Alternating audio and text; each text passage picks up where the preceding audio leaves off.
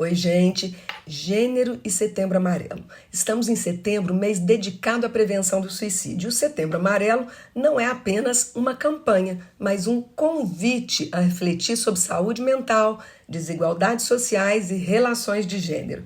Falar sobre isso é urgente. Dados do Ministério da Saúde mostram que cerca de 12 mil brasileiros morrem por suicídio todos os anos, uma média de 32 mortes por dia. E a Organização Mundial da Saúde aponta que no mundo, mais de 720 mil pessoas tiram suas vidas anualmente. Entre jovens de 15 a 29 anos, o suicídio já é a terceira principal causa de morte. E esse cenário exige que olhemos para além dos diagnósticos médicos, entendendo também as raízes socio-históricas, culturais e políticas do sofrimento psíquico. Historicamente, a saúde mental foi tratada com estigmas profundos, sim. No século XIX, a loucura era vista como desvio moral e mulheres eram rotuladas como histéricas, palavra que vem de útero, achavam que o útero andava dentro da mulher. E por isso instáveis, sendo muitas vezes internadas em manicômios sem qualquer direito de defesa. A reforma psiquiátrica brasileira, a partir da década de 1970, trouxe um novo paradigma: o cuidado comunitário, a desinstitucionalização e a garantia de direitos humanos. Ainda assim, o estigma permanece e pessoas com sofrimento mental continuam a enfrentar preconceito, exclusão, falta de acesso a políticas públicas adequadas. Do ponto de vista sociológico, a saúde mental é atravessada por fatores estruturais: pobreza, racismo, machismo, homofobia, sobrecarga de trabalho e escassez de políticas sociais. As mulheres, em especial, vivenciam jornadas múltiplas, conciliando trabalho remunerado, cuidado com a casa, filhos, doentes, familiares e muitas vezes vivendo relações marcadas pela desigualdade, fora as mães atípicas. A antropologia nos ajuda a perceber que o sofrimento mental também é construído culturalmente. Não se trata apenas de uma doença individual, mas de uma experiência coletiva em uma sociedade que ainda controla corpos, especialmente femininos, reforça padrões de beleza inatingíveis e espera submissão. E aí a dor psíquica das mulheres é muitas vezes consequência de pressões culturais e desigualdades históricas. Os números são alarmantes. No Brasil, 11,3% da população vive com depressão e 96,8% dos casos de suicídio estão associados a transtornos mentais. Homens morrem mais por suicídio, de 3 a 4 vezes mais que as mulheres, mas as mulheres apresentam mais tentativas, automutilações e ideação suicida, o que é um sinal de sofrimento profundo e muitas vezes um pedido de ajuda. Esse recorte de gênero nos mostra que é impossível pensar a prevenção sem levar em conta desigualdades estruturais. A violência doméstica é uma das principais causas de adoecimento emocional. Meu doutorado comprovou isso. E segundo a Organização Mundial de Saúde, 1 em cada 3 mulheres no mundo já sofreu violência física ou sexual de um parceiro, eu não chamaria de parceiro, íntimo. No Brasil, dados do Fórum Brasileiro de Segurança Pública mostram que em 2023 foram registradas mais de 300 mil ocorrências de violência doméstica.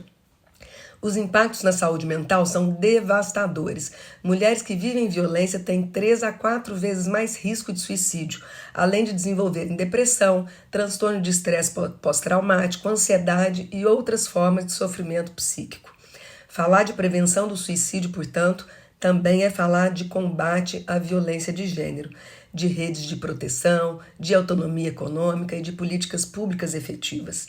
Entre os sinais de alerta, algumas mudanças bruscas de comportamento, falas sobre morte, isolamento social, automutilação, histórico de violência ou tentativas anteriores. A depressão se manifesta por tristeza persistente, mas nem sempre, falta de energia, desesperança e perda de interesse nas atividades cotidianas por mais de 2 semanas. E é fundamental reforçar que o diagnóstico pode ser clínico, feito por profissionais capacitados e que buscar ajuda não é sinal de fraqueza, mas de coragem. O apoio social, a escuta atenta e os serviços especializados, como os do Centro de Atenção Psicossocial, CAPS, e o Centro de Valorização da Vida, CVV, podem salvar vidas. E para refletir sobre esse tema, eu recorro também à filosofia no mito de Sísifo, que foi condenado pelos deuses a empurrar uma pedra montanha acima para vê-la rolar de volta eternamente. E o Albert Camus, na sua obra em 1942, vê uma metáfora da vida diante do absurdo, que é a própria existência. Um esforço repetitivo, sem sentido pré-determinado. Mas Camus propõe uma revolta existencial, reconhecer o absurdo e ainda assim escolher viver e criar significados. Ele convida a imaginar Sísifo feliz, pois mesmo condenado à repetição, Sísifo é livre ao aceitar sua condição e ao dar sentido à própria luta. Essa metáfora tem muito a dizer às mulheres e às pessoas que vivem sob opressão. A pedra de Sísifo pode simbolizar as múltiplas tarefas invisíveis, a violência doméstica, o racismo, as cobranças sociais, a luta diária por direitos. O sofrimento emocional muitas vezes nasce desse ciclo repetitivo. Mas ao reconhecer essa condição, ao buscar redes de apoio, ao lutar coletivamente, transformamos a pedra de opressão em ferramenta de resistência. A saúde mental não é apenas uma questão individual, mas também política e coletiva. E o Setembro Amarelo, portanto, não é só sobre evitar mortes, mas sobre construir uma cultura de cuidado e solidariedade. É um convite para ouvir, acolher e oferecer apoio, para transformar a revolta diante do absurdo em ação social, em políticas públicas e em afeto. Empurrar a pedra sozinha adoece, empurrá-la em rede nos fortalece. E que possamos imaginar Sísifo feliz, mas acima de tudo que possamos imaginar uma sociedade em que ninguém precise carregar essa pedra sozinha.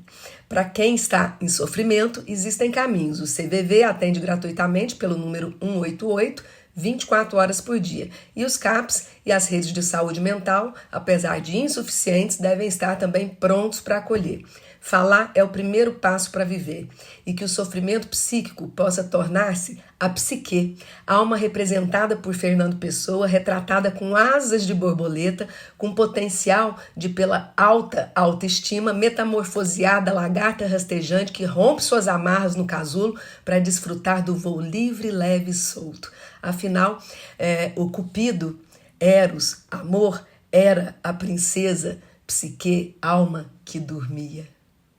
Ele era a princesa que dormia, ou seja, está dentro de cada um poder acordar o que está adormecido, não tem relação com o outro, tem a ver da gente com a gente mesmo. Eu interpreto assim esse poema belíssimo de Cupido e Psique. E a gente que está no Fórum de Saúde Mental, na ONG SOS Mulheres, que atende situação de violência doméstica, volto a repetir, é preciso sim meter a colher em briga de marido e mulher, em violência doméstica, e é possível sim, na busca de ajuda, ver sentido e significado no viver. Beijo grande e até o próximo quadro.